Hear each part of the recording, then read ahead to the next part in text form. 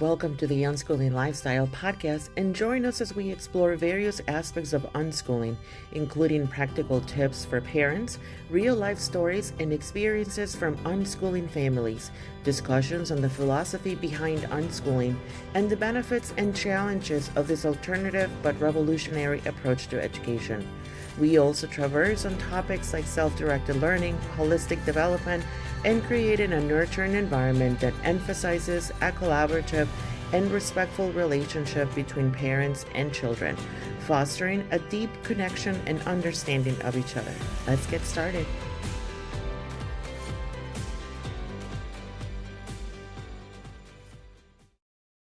Hello, everyone. Welcome to the Unschooling Lifestyle. Today, I have Katie Purviance, but I am going to let her tell you what is it that she does because it's so important. And she just got to say this a few days ago. So I want her to say it here one more time. Katie, welcome. So tell us who you are and what is it that you do. Hi, Julieta. Thank you so much for having me on. My name is Katie Purviance. I'm the founder and director of Washington State's only outdoor self-directed education center, the Spokane Learning Co-op. Yay! I'm so excited to. I think I'm going to start at the end and then I'm going to backtrack because I want to hear your story. So tell us what do you do at the center now and how is it set up for parents that are looking for an alternative right now? Sure, yeah. So we are all outdoors. We're on 10 acres in North Spokane. Uh, Self-directed education means that we don't use a curriculum, and it means that we don't have grade levels. And so there's no curriculum or grade levels. We have a 9 foot tall straw bale pyramid. It's We have another amazing. little area of giant straw bales. We have lots of very large pieces of wood. We have a little house that is our library and arts and crafts space. We have a Hmm. covered area for our outdoor kitchen. Um, yeah, so we start every session with a check-in circle with the kids going around. Sometimes there's new people, so everyone introduces themselves. We read the rules, and the rules is a word that the kids know means this is what we do. But the origin of the rules is we go around and we just say, how do you want to be treated? And I write it down, and that's a rule. Um, and that gets modified over time as different things Of happen at course. the center. They're like, wait, that rule doesn't have the effect that I thought it would. And they're free to modify it. And it's a collaborative effort. So that's just all in the first few minutes. And Wow. then we have offerings. And an offering is something that one of the parents or me or even a kid, that hasn't happened yet, but an adult has prepared ahead of time. And so we just started cooking on site. And so that might be helping to cook, or that might be a craft project, or that could be a puzzle. We've had pine cone bird feeders as an offering. And so that's an offering, an option for something to do Hmm. if you don't know what else to do. But all the kids already know what they want to do, and that's go play on the straw bales and all the building materials. It's so cool. It's so fun.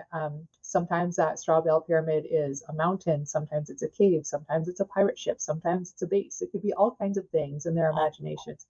And they use these giant pieces of wood that are like 3 or 4 times as big as they are, and they work together to move them around, and they build their own little houses nestled amidst the straw bales. And then it's just delightful. There's so much learning that happens yes. just in having that freedom and that space and those Hmm. materials. You see kids all working together. You see them dividing into factions. You see them dividing into small groups. You see a kid going off to play by himself for a little bit and then coming back. It's just this constant dynamic interplay of relationships, communication, negotiation. And the biggest thing I would say people learn there is problem solving. It's Yes. delightful to watch. So you've been open for Open for two two weeks. weeks now. So Yeah. it's super new, but I know you've been working on this project for 2 years at least. Well, it's been a dream for about 15 years. And then I really started working on it like every single day, intense effort for the past 18 months.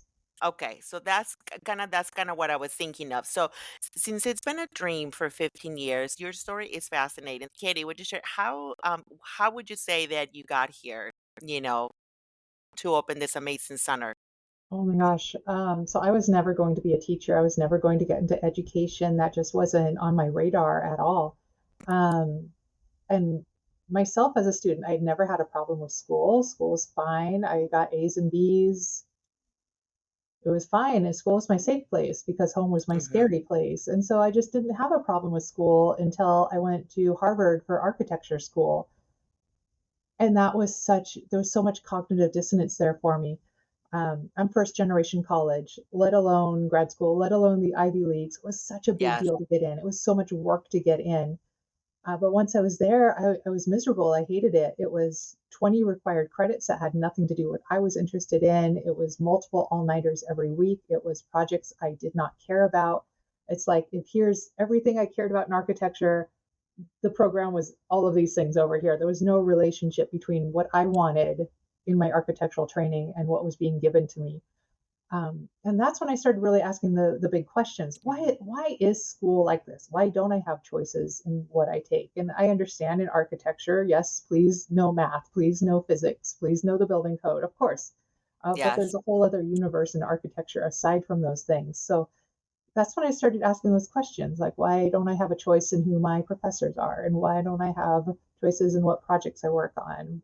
Like if I'm there to develop a particular skill set, why don't I get to work on that particular skill set?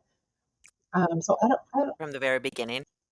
yeah. So I don't remember what I Googled, but I found John Taylor Gatto. I Hmm. found his website, and he was writing about the history of school. Those blog posts went on to become his magnum opus, The Underground History of American Education.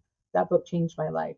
So, for anyone out there who doesn't know John Taylor Gatto, stop what you're doing right now and go check him out. So, he was a school teacher in New York City for Yes. 30 years. He won New Hmm. York City Teacher of the Year, New York State Hmm. Teacher of the Year. And he got to a certain point in his career where he realized that everything he was doing to be a teacher, everything that he was supposed to do, everything he'd been trained to do, meeting all the expectations, just like all teachers are, he got to a point where he realized that what he was doing was hurting kids. The kids. Yes. That was Hmm. that's his moment when he started asking the big questions. Why is school Yes. like this? And that sent him down a rabbit hole to learn about the history of education in this country. Hmm. Hmm. Um, what he discovered is it goes back to Prussia. Um, Soldiers fighting in a particular war, they were running away from enemy fire to save their own lives. And the government wanted to come up with a way that they would run into enemy fire to, Hmm. play the role of soldier and win the war for them. And they were trying to figure out, well, how do we make them run into enemy fire? And what they came up with was a training program from the time they were very young that made them more afraid of disobeying their assigned authority figures than they were of dying. Oh, And that's the origin of our school system. And when that you look at is school so today, intense.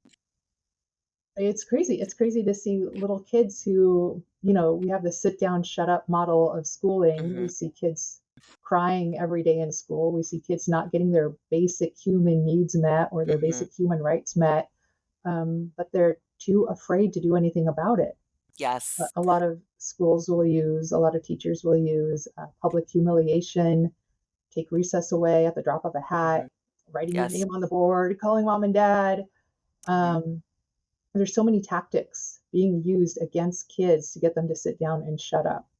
And the Wow. result of that is it makes them afraid, it makes them anxious. Um, Most kids, what I've seen, they end up doing one of two things. They either become full of anxiety about pleasing their Hmm. assigned authority figure and they become people pleasers. And they're the Yes. people who get the A's and they look very successful. And then they're also crying during their standardized tests. And Hmm. then there's the other kids who can't or won't or don't put up with it. And they're called troublemakers. And that's a label that follows them throughout the Hmm. rest of their school career. Perhaps they're diagnosed with something, perhaps they're medicated, try to control them. This is not working. School does not work for kids. No. It doesn't work for some teachers. It's not a good system. When I was looking through your website, I think it's something along the lines, what if we don't let kids get lost? Or, because prior to the school, we're like in this mode of exploration, and then we go through the school system, and then we're told, no, that's not how you do it. This is how you do it.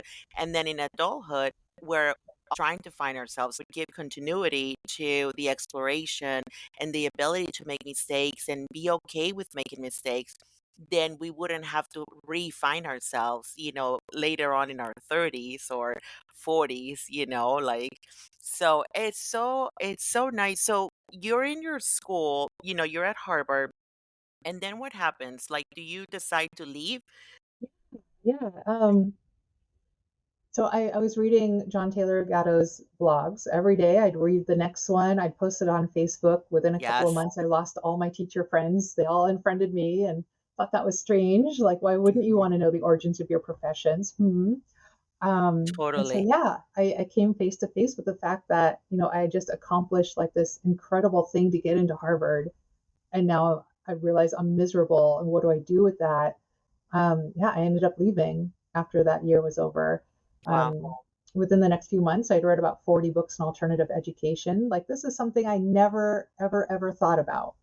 And suddenly I was hooked. John Taylor Gatto got me hooked on this. This is a rabbit hole I'm still down to this day. I cannot get enough of it. There are so many different ways to learn. There's so many different ways to grow Yeah. up. There's so many different ways to discover new things.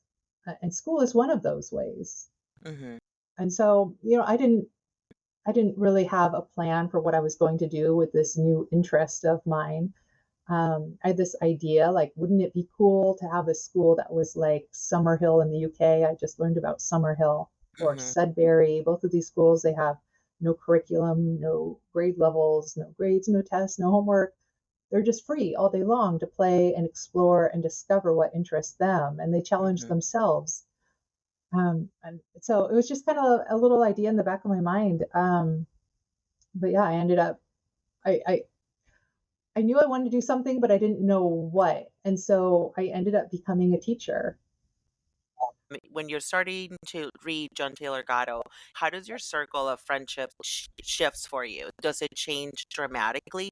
Where do you start finding the people that are also wanting to build a place like that that gives children freedom?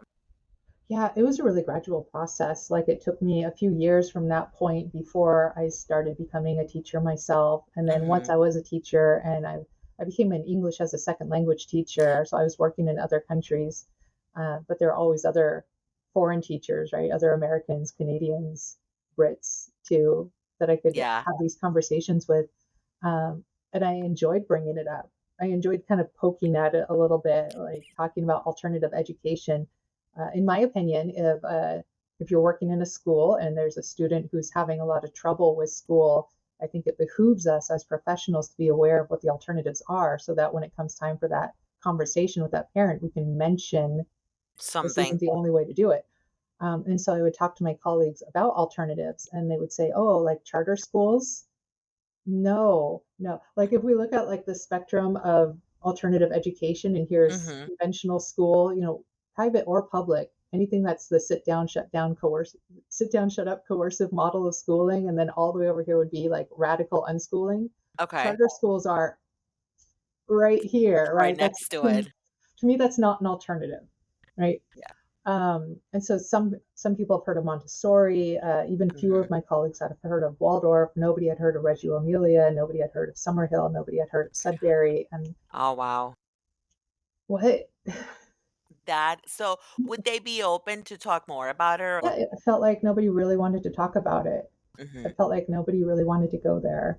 Yeah, I feel like a lot of people don't want to talk about it. And it's hard, I mean, for myself as a parent, it was hard to see that what I was trying to do wasn't working. I'm like, how do I do things differently? How do I? And then once you start seeing and learning and reading and all of that, you can undo that. Like, you just can't undo that. You just have to find a way to go for it. So so you taught abroad, and then how long were you abroad? Were there any pivotal experiences that you're like, I am just done with this? Yeah, so I started teaching at the college level. Before I started my graduate program, I was teaching here in Washington State at a college. And then I Okay. did my program, and then I did my internship in Poland at a college. My first job out of grad school was in Oman in the Middle East at a college. Oh, wow. And it was fine. It was fine. The thing is that in college, people are there because they want to be there, or depending on what Yes. country you're in, because you're being paid to go. Hmm. Hmm. Um, but it wasn't until I moved to China, to Shanghai, that I started teaching at the elementary school level. And I already knew this, but it was a different thing to be there and see it, is that school is school all over the world. When we say Mm. school, that has pretty much the same definition everywhere, where it's sit down, shut up, do as you're told, and you're going to get in trouble and be publicly humiliated if you go against that. And so that was really hard to be a part of. I loved my time in China. I miss China. There were a lot of great things about living there that I miss. Um, but just like here, just like in any other country where there's this model of schooling, it's really hard to be a part of. I see children as my greatest teachers. I've often said I Hmm. wish there was a school adults could go to learn from children how to play again, how to wonder again. I think that's a very valuable thing that kids have to teach us, and they don't even have to try Yeah. to teach us. We just need to like stop intervening all the time and just observe and I don't know, try to play too.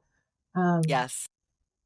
I remember going to New York to a play adventure playground, and one of the practices that Yoni had us do was, okay, you're free to play. And I'm like standing there in the middle of all of this building materials, but I just stood there. I was like, I forgot. I really forgot how to play like without a specific outcome. So it was hard for me to even like address that. Like there's no specific outcome here. It's just for my own benefit, to do that. So I love that you said that because I really do believe kids are our greatest teachers for sure. yeah. So yeah, I was in China for 3 years. I was there for the pandemic. I loved working with the kids. They lit up my life. They're so fun. Hmm. But yeah, it was hard to be in a situation where they're being yelled at or screamed at. One of the years I was there, I worked in a first grade classroom, and it was so interesting. On the first day, they still have the light in their eyes.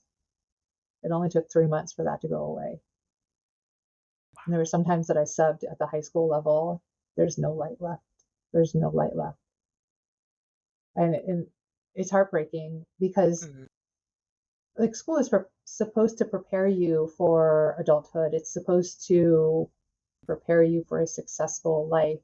But if that process if that process squashes that life within you, if it squashes that light, if it squashes your creativity and your curiosity, and it makes you afraid and it makes you anxious, then it's not a very good preparation program unless it's No. purposely is supposed to be preparing you to be miserable. That's what it Hmm. seems. I mean, it seems like the purpose of school, and I don't want to say this is a Chinese thing. It's absolutely not. It's this is what school is. It seems like one of the purposes is to make kids as miserable as we are, as efficiently as possible. Hmm. I do agree with that though, because it is the preparation for going into a job. I remember having a professor, at U of M, and he grew up in Pittsburgh, and his school used to start at 7 a.m. versus the rest of the country would start 8:30. And he said, I'd always wonder, I would be so upset because he was a morning person, and finally, I would always complain to the teachers. And finally, it was when a teacher said to me, we are preparing you to go work in the coal mine because the coal workers, their shift starts at 7 a.m. So their preparation was to condition them to be ready and to do some type of work, whether it was school work or mine work, but at 7 a.m. It is super intense. So, how long were you in China total? So I was in China for 3 years. Yeah, I was no, and then I went to Albania. I wasn't ready to come back here, so I Oh, went to Albania. Yeah, and in Albania, I was just teaching online. I taught my old Chinese students just online, and the okay. cost of living is very cheap in Albania. I only taught 2 hours a day, and that was enough for a nice lifestyle. Oh, I was in China for the pandemic, which oh I was yeah. glad to be there because it was so Mhm. organized. I actually stayed for a third year because I was so pleased with how the government was handling everything. Okay. But yeah, I still needed a period of decompression. Um, Mhm. yeah, I was thinking about what was next. I did start daydreaming about what this magical school might look like. I was imagining what kind of people might be involved, but it wasn't with the same level of intensity and work that I applied to it once I got back to the States. It was more like daydreaming. It's just like Okay. my year in Albania gave me just the time to relax Yes. and think and dream without putting any work behind it yet. And then I came back here and then I got to work. And I cannot tell you how much work it is to start a school, but I got to work. And who is by your side? Are you doing it, like by yourself or, like who's your community? What does your community look like that kind of got you through the days of nonstop working? Yeah, so I started meeting with parents about pretty early on. Started meeting with parents for coffee just to talk about, my vision and then what did they need in their own homeschooling journey or their schooling journey or their parenting journey. And it was just very casual coffee meetups. And then Mhm. at one of my parent meetings last September, over a year ago now, there was a parent there who she had just read Peter Gray's Free to Learn. And Yes. when she read that, she's like, she has a 5-year-old son. She read that book. She's like, this is it. This is what I have to do. I have to start a school. And then she came to my meeting, and then she's like, I have to help Katie. And so she has been with me every day since then. She'll be the first person I hire when I can afford to hire. Um, but she's incredible. And I think this is so necessary for anyone else who is starting a school. You Mhm. must have help. It is too much work to do on your own. What's great about Casey is that we share similar values about why this is important, why this Mhm. is so important for kids, but we have different skill sets. And Mm. so we're able to collaborate in a very productive way. Oh, I feel like the work it's sometimes like not mentioned enough. There's so many factors that go into why it's so much work. I was, I was looking at a few different models when we were getting started. Like I was interested in being a Sudbury school. I was also interested in being a liberated learner center. Okay. And I had a phone call with the Homeschool Legal Defense Association in Virginia, and they said, regarding becoming a liberated learner center, they said if you were in New Jersey, you could open tomorrow with a business license. But in Washington, what you want to do is illegal. And so a lot of work was just figuring out what the law in my state is. I'm in a number of Okay. different Facebook groups for people who are interested in starting their own school. And they're like, what do I do? And the first question is always, what state are you in? What state? What state you are in determines everything. Okay. Um, so it was a lot of work just to figure out what the law is. It was a lot of phone calls and emails with just whoever seemed like they might have an answer. I reached out to them. Um, it was also a question of, we're not a daycare, but what is daycare law? Because we can't seem to be a daycare, because if we seem to be a daycare, the people in charge of daycares will shut us down, right? And we can't Okay. seem to be a school because then the people in charge of private schools will shut us down. So it's about finding out exactly what the law says is and isn't, and then working with that and using that as more information to design our program around. Um, Another Wow. huge thing that took so long, basically from December of last year to July, is just finding a site. That was the Yes. hardest part. We Yeah. looked at renting a campsite. We looked at a variety of commercial properties. We looked at a variety of residential properties. We looked at raw land. One thing that was really important to me was to not be in a church basement. And I know a lot of people start with a church basement, and that's a Yes. great option because typically they're available during the weekday. So why not? Mhm. But it was so important to me to have really good outdoor space. Mhm. I spent this past year, the school I was working at, I spent my Monday through Friday in a small, dark gray, windowless room. And so the idea of a basement just sent shivers down my spine. I'm Yes. like, just no, I can't do it. I No, need that's not trees, I need the yeah. sky. Um, That is yeah, that is so true though. I remember looking for a class and the flyer sounded really interesting for my son, but then she sent me the pictures of their space and it was exactly that. It was in a basement. I mean, it looked clean, it looked organized, it wasn't chaotic, which it's important to me. But they had the wooden panels, it had the dark, the yellow lighting, the fluorescent lighting, and I sent her a message right there and then I said, "Thank you for your time, but I honestly don't think that space will not work for us. It's not, what I'm looking for." So Mm, she's like, "Okay, you're welcome." And I'm like, "Yeah, no, thank you." yeah. So how So long did it take you to find the space, So let's see, that's December to July, Okay. about 8 months. Yeah, Yeah. I was exploring every single opportunity I could find. I went on That you tours could at find. different commercial spaces. I was trying to figure out how to, because nothing is ready to go. Nothing's ready. Nothing's Yeah. like, here you go. Here's the perfect site for your micro school. Everything, absolutely everything needed some kind of extra work to be done. Yeah. We were very lucky to get the VILA grant, um, Okay. which Is I that don't. for okay, yeah. How So yeah, the there are VILA different levels, right? For the There for the are Vela different grant? levels. So the first level is $10,000. I guess they Mhm. awarded that to 400 people at that last round. And then after you do that, the next year you qualify for their second round. And it was $250,000, but I believe they just changed that in the past week or so Okay. to $150,000. And then they've Oh, also wow. started a micro loan program. So I'm so thankful for their generosity. Mhm. I know a number of people who have gotten this grant, and this grant makes the difference between opening and not opening. So for us, it Wow. helped us to open. Receiving that grant, receiving that email, that was like the biggest sign that I'm going to open this fall. I didn't have a site yet. Oh my Be like, goodness. I've got this money. I can make it work. Um, and so yeah, it was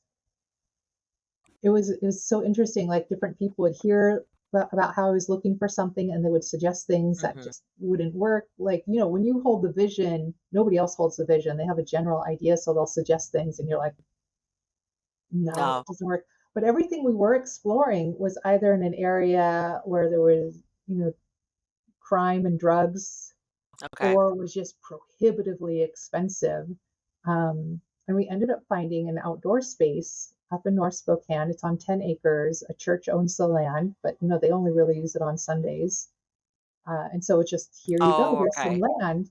Um, and so that's how we became an outdoor school. We didn't intend to become an outdoor school, but the Okay. outdoors is what was available.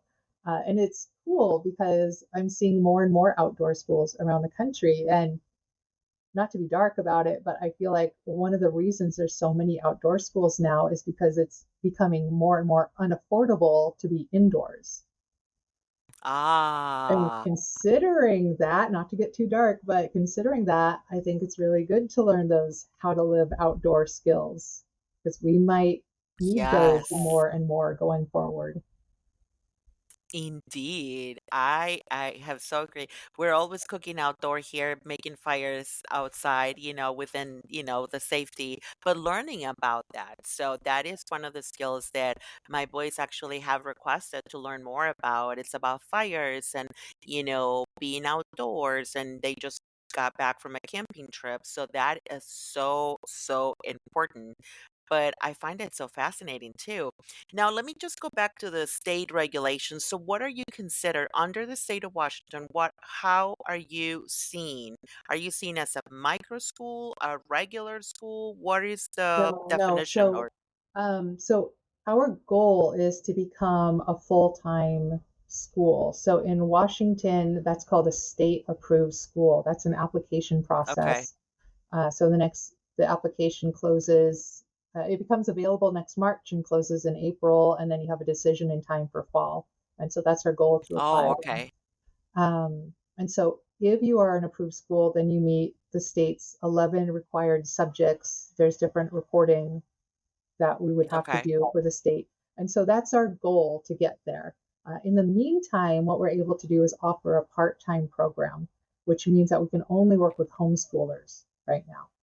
So okay, in Washington, it's the law that only the parents can deliver a homeschool education. It would be illegal for parents to hire a certified teacher. yes, I'm a certified teacher. It would be illegal for them to just hire me to do their homeschooling for them.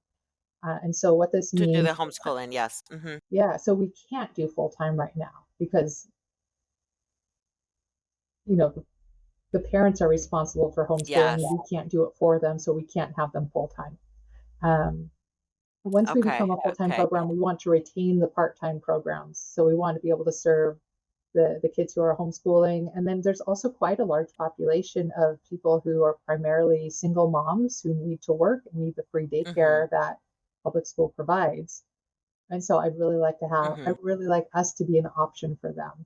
Because some of them I've talked to, they know it's Yes. not a good situation. They know their child is not thriving there. They know their child is miserable there. They want another option, but they need that free daycare. I think everyone needs that middle space to be able to find what will work for them, and then maybe move into home education if that's what they desire or not. But um, I'm very aware because our bills don't stop. When we turn into home education and unschooling, we lost not a full income, but you know what, we took a loss in it because we chose to be with our children. That was the most important. That is the most important thing for us right now, to be able to be with them. So I know it's hard. It's very hard. So I'm so happy that you guys are there. And it's something that the parents needed as well too, right? Because I know you mentioned something about how they were looking for their community as well. Right, that's right. So in all my parent meetings, the number one thing I kept hearing from parents is that they were starved for community. Hmm. And it's so interesting that like being a parent, our society is built around this idea of being a rugged individual and pulling yourself up by your bootstraps. And what it forces is that every household is like its own village, and that just doesn't work. It's too Hmm. much work for each family Yes. to like pull in that income that's enough of an income to survive and also raise the children and also do this and also do this. It's too much work and there's so much burnout. We weren't meant to do this Yes. alone. We were meant to do this in community.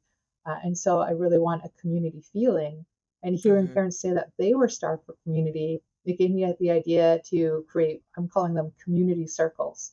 Um, and so a community circle is a something that we need as a co-op to function. Our most popular one is the outdoor cooking with kids, where it's like something to do, something that we need to build our community, but which Yes. involves work and which requires people to talk to each other to make decisions about how we do it. And so a Hmm. community circle is a way for people who are interested in that to get together, to work together, to get to know each other and make decisions together in a way that benefits our larger community that we're creating. And so that's Oh. been so cool. And what's really interesting is at the very beginning of this, when I was doing market research, one thing I discovered is that parents were looking for a drop off type of situation because the Hmm. other co ops in the area, they require parents to stay and they even require parents to teach a class. Teach. Yes. And I don't want to require anybody to teach a class. If we're self directed education, that means I don't tell people what to do. Hmm. Um, and just because we offer a class doesn't mean that people there want it. And so I did not want to do that. Um, but what we found is even though my initial market research said that people wanted a drop off program, what we found is that people want community more Yes. than they want a drop off program. And so our parents have been staying, and I welcome that. There's a school in Portland, Village Free School. I got to spend some time there when I lived in Portland, and they let parents come. Yes. And the idea is, if you're not comfortable leaving your child or your child is not comfortable being left, why do we need to create trauma and tears around that? Hmm. The parent can Hmm. stay or the grandparent or the nanny, whoever it is, they can A stay safe and person. yeah, your safe person is there, somebody is there. It helps the child to feel a little bit more free to explore, knowing like their person is there. And the Hmm. idea is that for some families we've already talked to and they've already expressed with us, like the goal is to be a drop off program. We're only 2 weeks old, so everyone's still like getting their feet wet and getting to know each other Hmm. and build community and figure out who's who and who they like and who their new friends are. But yeah, some parents are already talking about like, maybe starting next week, they'll drop off, they'll go run an errand, and then they'll come And then back. come And back. it's like a gradual release. Make Yeah. sure everyone feels comfortable. I just want everyone to feel comfortable. I've seen too many times in the public schools setting Hmm. where, a parent takes their kindergartner and the Hmm. kindergartner is in tears. No, don't go, don't leave me. And the teacher, oh, it's fine. It's not fine. It's not Yes. fine. Attachment is important. Feeling It's like you're not being abandoned by your parent is important. Like it doesn't need to be this such a extreme cutoff when we came back to home education during the pandemic, I realized that I had lost that. Even though my son and I, we were together, like throughout the day, but he went to school, he went to Montessori. So when we would come back home at night, it was like, hurry up, eat dinner, and let's go to sleep. So we had to reconnect again. We had to rebuild that attachment that we had lost, and not really on purpose, but it just throughout the day to day, what I was expected to do as a parent, to put him in a good school and to have all these extracurriculars, I lost the connection and I didn't even notice. So it was really hard for me to see that and then to come back to it. And I'm like, how do I come back to this? How do I come back to reconnect with this tiny human who I adore, but yet I'm not really sure how to be around anymore, So what So did you do and what was it like? it's so interesting. Found free to learn, and I chose play. Like I was like, okay, so this curriculum thing worksheet isn't working for us. So obviously he was in tears, I was in tears, we were all in tears. Like this isn't working. Either he goes to school so I don't create further emotional trauma, further trauma because I'm his mom. So I'm supposed to be the safe space, right? But I wasn't being the safe space in that moment because I wanted to pursue the curriculum. And then I found, free to learn, and I read Akila Richards. And then that's when he hit me. I was like, okay, so I moved to play, and then through play, I moved into unschooling. And then from there on, it was like, I'm like, oh, I just started asking questions. Akila coined this term. I think she calls it mad question asking, right? Yeah. So I just started asking questions, and I'm like, who do I get this belief that my child should be in school from the age of 3 or 4? Was it, do I need that? Does he need that? And the answer was no. So many of those questions I kept asking, the answers were no. And they were just beliefs that were given to me. I never had a choice in that. So it was so now I kind of go through life like that. I'm like, who am I doing this for? Is it for me, for him, for them, and who is starting that? Someone else? Is a society that tells me that I should be doing more or less or not enough? So lots of questions, I guess. Lots of questioning going on around here. What does your parent community it's doing right now? Yeah, so far all the parents have been staying the whole time, and I believe this coming week, two of the families are going to experiment with running an errand while the kids are there. So we'll see how that goes. A couple of parents have already presented offerings, which is really cool. I had this idea in the beginning that I would want them to tell me what it is first, and now I'm like, I don't need to know what it is first, right? I just let them know at this point in our openings when I'm going to ask if there's any offerings. Like, why not keep the element of surprise for myself, just like the kids Mhm. have, right? Why not experience that delight of, oh wow, you prepared this, that's amazing. um, and so yeah, the parents are lovely. I am so happy. I am so happy with Yes. the people who have signed up for this, the people who, like, people have told me they've read my website and they are in tears. I've had people Mhm. say they've read my website and they've never felt this hopeful. And it's Yes. so satisfying to know that, like, when you have a dream and you have a vision, to realize that a lot of other people share that dream and share that vision.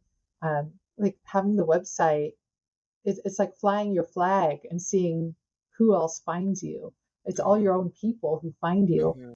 Mhm. One thing I've done is, we have a Facebook group, um, for people who want a little bit more than just what our page offers, and so they get a little bit more information. And everyone who joins, I ask them, like, how old are your kids? Are you interested in signing up for the mailing list? Like, you try to get a little bit more information. And every single one of them, I send them a friend request too.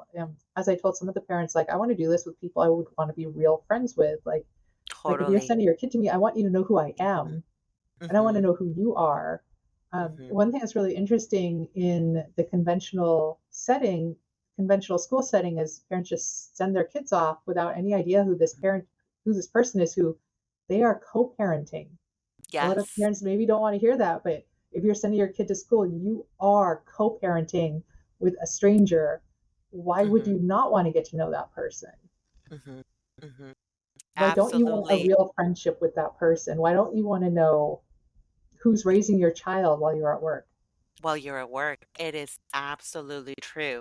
And it is so, oh my goodness, when I thought of my project of the Unschooling Research Library, kind of I wanted something like similar, but I wanted everything in like my vision was to have everything in one space, like the parents, whoever needed to work in one space, but a free flow of, values and knowledge of who was on the other side and knowing that your kids were safe to go from one place to another, right? From whoever was facilitating their learning in that moment or just being with them by supporting them, but that the values and the desire for the children to be free to go both ways, because more often than not there's always like parents and teachers out at a fight as to who's right, who's wrong, who is more educated, who doesn't understand, and then the ones that end up suffering the most are the The people in the kids. middle. Yeah, Yes. yeah. Yes. One thing I saw a lot I didn't like in the school system is there's the parent teacher conference. And that's Mhm. like the only opportunity twice a year. That's the only opportunity for parents and teachers to sit down together. They get 15 minutes. Teachers are supposed to go over grades and scores, which Mhm. does anybody really care? Does it really matter that much? Parents usually have very little time to actually ask any meaningful questions. There's what I've witnessed is there's a lot of stress and anxiety on both sides. On both sides, yes. Mhm. Teachers are afraid of parents judging them. Parents are afraid of teachers judging them. Mhm. They have their defenses up. There's no relationship that happens. And I'm like, this is stupid. Yeah. Don't we have the same goal? Don't we have the same goal of raising kids? Support raising Like, this can, child. why Yes. can't we get to know each other as human beings and see what we have in common and see, you know, when I talk to parents, I'm like, I want to know how I can best serve you and your child. I see myself Yes. in a servant role. Like I have got, you know, the education in how to teach, and I have training in how to teach, and I have experience in how to teach, and I've worked with so many different kinds of kids and so many different kinds of families, and I have this, this experience and this resource to draw upon. So how can I use it to help you? Mhm. That's Mhm. what I want to do. That's why I'm in this. I'm not in this for the money. No, no teacher got into teaching for the money, right? For It's not them. about that. Yes. I Yes. want to build No. a community. And I think they really want to they go in it for the right reasons though. But it just slowly sometimes he gets taken away from them. Drawing on that experience with Yoni, New York in the Adventure Playground, the workshop was with a couple of teachers from the New York school system, but that it was a private school.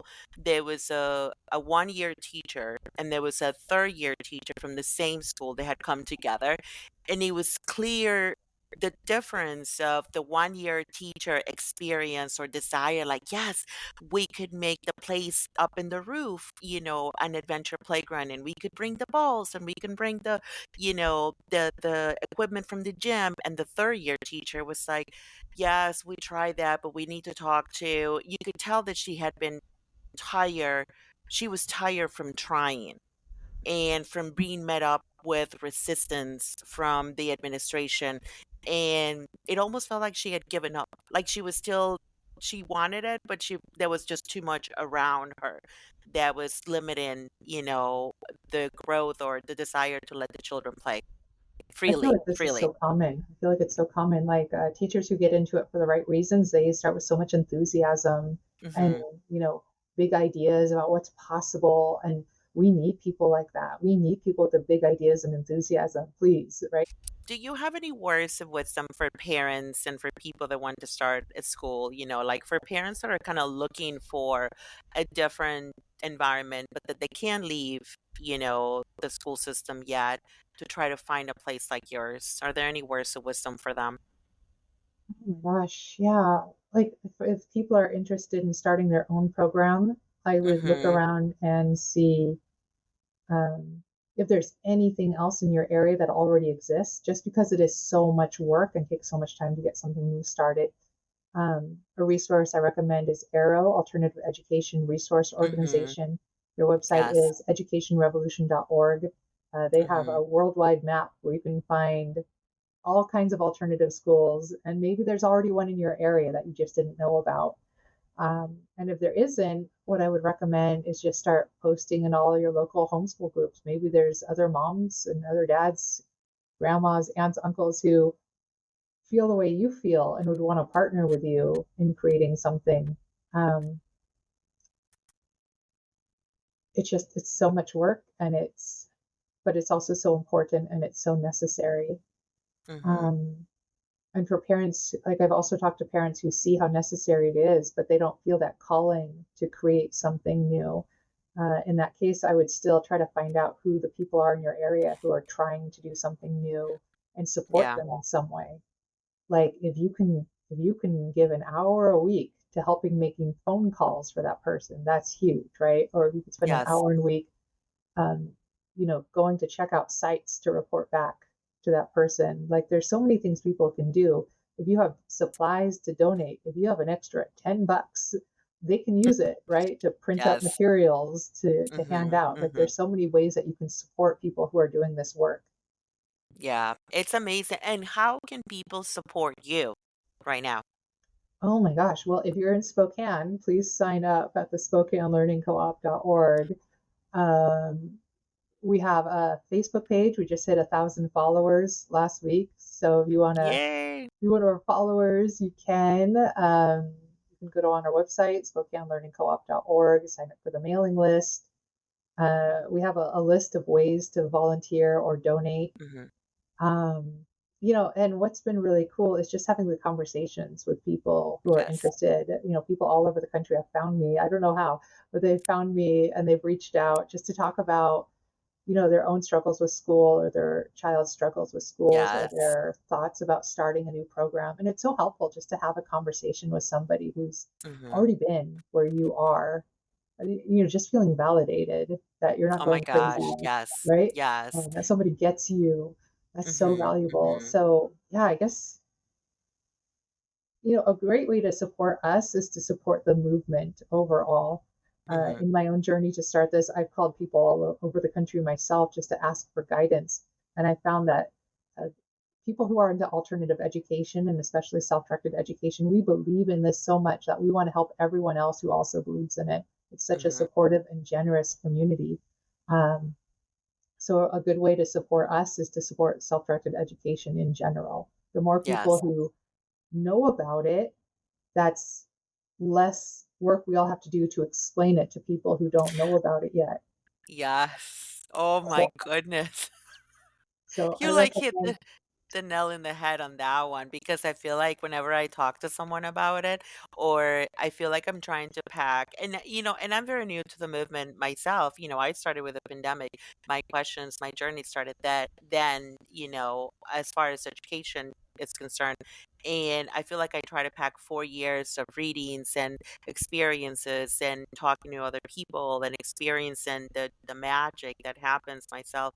I feel like I'm trying to pack it in like 10 minutes and they're like, "Whoa, girl." Like I'm not ready for that. So, I've had the same experience. Like I am so excited about this, and I've read so many books and watched so many documentaries, and I know about so many other centers around the world. And it's like, I don't know, maybe talking to me is like talking to a fire hose, where I'm like, here's all the info.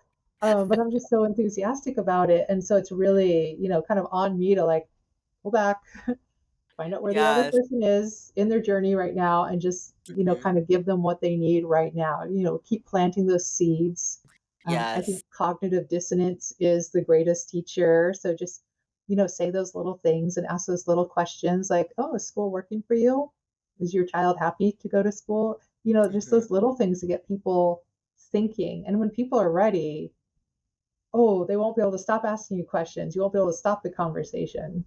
Yes. I hope that keeps happening. Do you want to add anything else? I just feel like you're so passionate and and we could just keep going on how much the children need advocates and how much they need to be respected. and acknowledged, validated, and loved. Um, I mean, we could talk for hours. mhm. One thing that came to mind is the Convention on the Rights of the Child. The United States is one of only two countries who have not ratified this document, which outlines and names children's rights.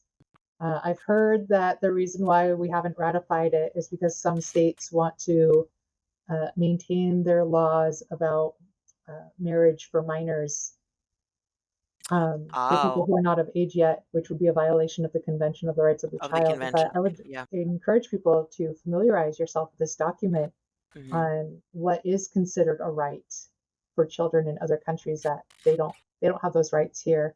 Here in the Mhm. land of the free, they don't have as many rights as they do in other Yeah. countries. And I think it's important to become aware of that, even if it's uncomfortable and it doesn't feel good. It's important to know that they do have rights. Mhm. And I mean, the whole reason I'm doing this, that the whole reason I've done it is I'm just not okay with that. I'm not Mhm. okay with how kids are treated in school. It hurts too much. Every Yeah. single day I was heartbroken at what I was witnessing, and I'm just so not okay with it. And I want other people to become more aware of what's really happening in schools and to take a stand for it. Mhm. I was in a meeting with some colleagues before I resigned, and I said, like, how much do you believe what you believe? What are you willing to sacrifice for what you believe? Because if you believe it, but then nothing changes in your life, then do you believe it at all? And Mhm. what I believe is that children should have the right to play because play is learning. Mammals learn through play. We're Mhm. mammals. We need to play. Mhm. We need to move our bodies. We're not just a brain. The purpose of our bodies is not to move our brain from classroom A to classroom B. The purpose, Correct. like we're whole people, right? Um, like we have our own adventure playground, and the kids are just so physical and using their bodies, and they're not learning academics. They're learning their bodies, right? They're learning how they Mhm. move in space. They're learning how to you know, to balance all these things that are taken away from them in a school Yes. setting where they're supposed to just sit down and shut up and Mhm. they don't get to And know who they ignored. are. Mhm, mhm. Yes, they're taught to ignore their own bodies, their own functions, and the body's so smart. The body's always talking to us, but we are so disconnected from it. And we tend to rely on that external validation or the external, commands of it's okay for you to eat right now. It's okay for you to go to the bathroom right now. So many issues that stem from that, from not being able to listen to our bodies. Yeah. And, can you talk? I know I feel like we were kind of trying to close up, but can you talk a little bit about the concept that you shared with me about restrained collapse? Yes, yes. So many parents have noticed that when their child comes home from school, they have a meltdown or a tantrum or something where they just lose it. That's called after school restraint collapse. So all day long, they've had to control themselves. They've been using so much, maybe all of their focus and energy and attention on just controlling themselves because they've learned the hard way that if they relax, if they say what they actually want to say, if they do what their body is telling them to do, they get in trouble. They get humiliated. They get shamed. They get their recess taken away. Bad things happen Mhm. when they're just being themselves. And so they're using so much energy to not let that happen. And so when they get home, when they're finally back in their safe place with their safe person, oh, they just completely collapse. And it's no different from an adult having a bad day at work and coming Mhm. home and drinking too much. It's a way to cope with having to like be on edge all day long. And so if you notice this in your child, some kind of meltdown or collapse after school tears or something that's normally not a big deal is suddenly a big deal, really think about that. Like what is school doing to your child all day long that they have to control themselves so So much much. that they just utterly collapse as soon as they're out of that environment. Wow. That really, it's something else though, because I never really thought about it, but I remember my mom, so my when my son was in Montessori, my mom would pick him up. And sometimes, and she'd spend with him like for the first 5 years of his life. She was a big part of his life. So she was a safe space for my son. And my mom would say sometimes how when they would leave the Montessori, the school, he would just start like screaming. Like she would literally like have to drag him. He was like kicking and screaming, as to something. It was like, I don't even remember what it was, but she's like, Julieta, I was so embarrassed. But here again, and I don't think my mom would do it. And I never really thought about it either, but what was happening. But also, the concern was not about what was happening to him, but how my mom was being seen by the rest of the adults. Right. Yes. And so here we are, that he's having this, like, nervous system processing, collapse of, his little body trying to do all of this. But we were concerned as to what other people thought of her, and we just completely ignore, or didn't know, but ignore his what he was going through too. And I'm like, oh my goodness. So there's been a lot of that. I mean, that's been a big part of my journey, like not being able to come back to center and not give in to the what other people think of me, as to how we're living our lives and stuff like that. So And this is so common. This is so common. One of the moms at our co-op said that one thing that she'd really like to see come out of this is for parents to feel like, the permission to not have to do mhm. performative parenting anymore, to not have to do stuff that they would never do just for the sake of helping a stranger believe that they're a good parent. That they're a good parent. Yes, And yes. that's so much pressure. That's so much There pressure. yes, there We is all just so much relieve pressure. ourselves of that, like everyone's struggling and everyone's trying their best. Thank you so much for sharing that, Katie. Any last words? I know, like, I always say that, but I'm like, do you wanna add anything else? My gosh, yeah. My parting words of wisdom: listen to the children. Mhm. Most definitely. Listen to the children because they are definitely our greatest cosmic teachers. Thank you so much for being here, Katie. I really appreciate your time. For everyone out there, we will put all of Katie's links and how you can help her and spread the word about the Spokane Co-op. And maybe you can go and visit or just ask questions. Katie's available if you want to ask questions about how to get started. If you're inspired to find a new way of life for you and your children, but perhaps there isn't a space. So you are the one that is tasked with creating it. So be inspired. Please remember that your time is precious. I hope you're making it time. Thank you so much again, Katie. We'll see you soon. Thank you, Julieta.